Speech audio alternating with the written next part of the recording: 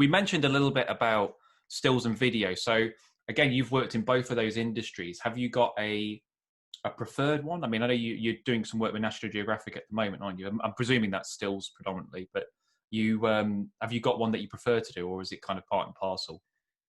No, I mean, I much prefer shooting stills. I started out as a cameraman and then ended up as a presenter and a producer, and then I went into stills. And the reason I went into stills is because I always wanted to be a stills photographer.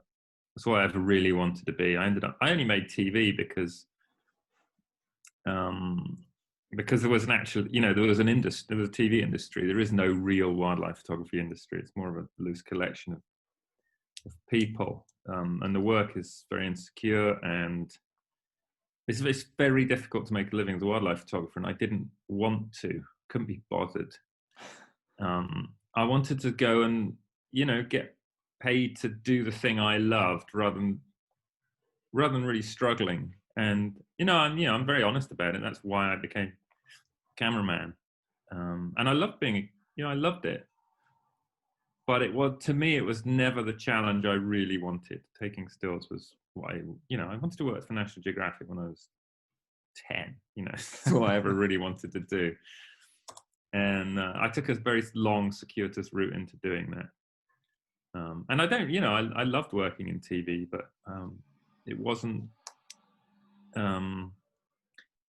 my great passion. My great passion was animals, and TV requires a huge amount of work that's not involved in your passion. There's a lot of paperwork, there's a lot of bureaucracy, there's especially when you're producing, there's a whole lot of stuff you do that isn't really what you want to be doing. And and whereas stills, I'm out doing the thing I want to be doing all the time. So I guess it's more simplistic then with stills. It is. I think it's more simple, but I actually think it's a harder discipline.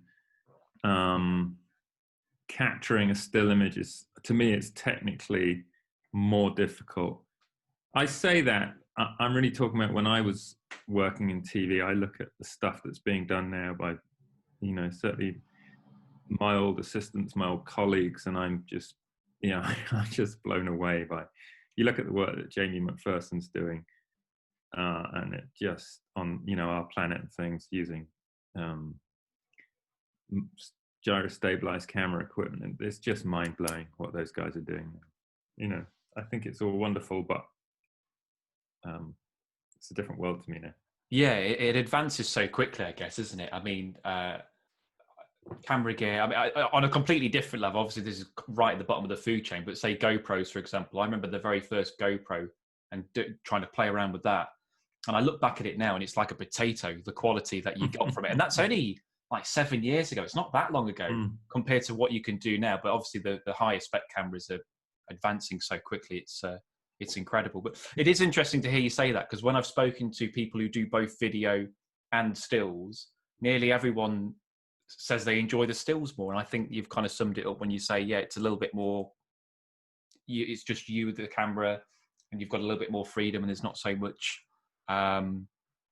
bureaucracy and other things like that in there. So yeah, I'd love to just do stills like yourself, but if I just did stills, I'd probably be living in a box at the side of the street somewhere. So I think you've got to diversify a little bit. And